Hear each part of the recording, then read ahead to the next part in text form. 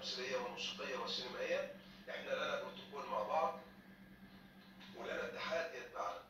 فمثلا لو عندنا مطرب بيحمل كمين نقابه المهن الموسيقيه وراح يمثل، احنا بنختار الدكتور اشرف او الاستاذ مسعد فوزي. ونفس الموضوع لو الدكتور اشرف عنده فنانه هتغني في حفله بيبعت لنا وبنتعاون مع بعض تعاون مثمر جدا وبناء جدا، لان ده دورنا على بعض وده واجبنا على بعض كاتحاد نقابات فنيات للثلاث نقابات. اخرهم بقعد احول الاستاذ خالد بيومي يخصه، انا معاش من الشرقيه يا استاذ مصطفى ما خدتوش بقالي سنه، اروح باعت الاستاذ خالد واروح باعت الاستاذ عماد والاستاذ اشرف. ليه؟ واقف ليه؟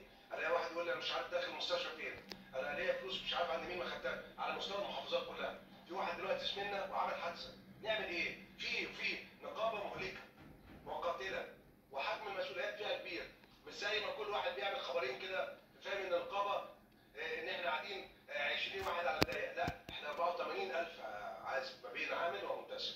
مشاكلها كبيره، لما مشاكلها دي توزع والقانون عمل نقيبه 12 مقعد يبقى ال 13 يشتغلوا. لو فرضنا ان في تفاوت نسبي بيننا وبين بعض ما ينفعش تبقى الجامعه واحد شغال بنسبه 2% وواحد شغال 3%.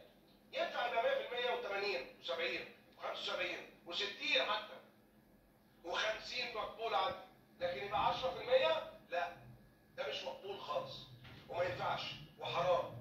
في النهايه ان في لود كبير جدا على البعض مننا، وفي ناس للاسف لم تؤدي. التواجد تواجد عرفي شكلي مش فاهم له، وساعات ما بحسلوش لا لون ولا طعم.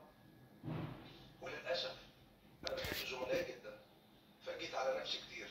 الدور اللي هو المفروض يقوم بيه بقيت انا اللي بقوم بيه عشان اعدي.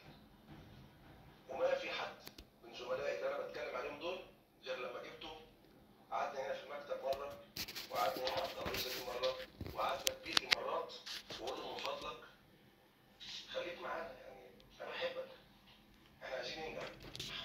وانا طول الوقت من اول ما دخلت اخترت ان انا اقول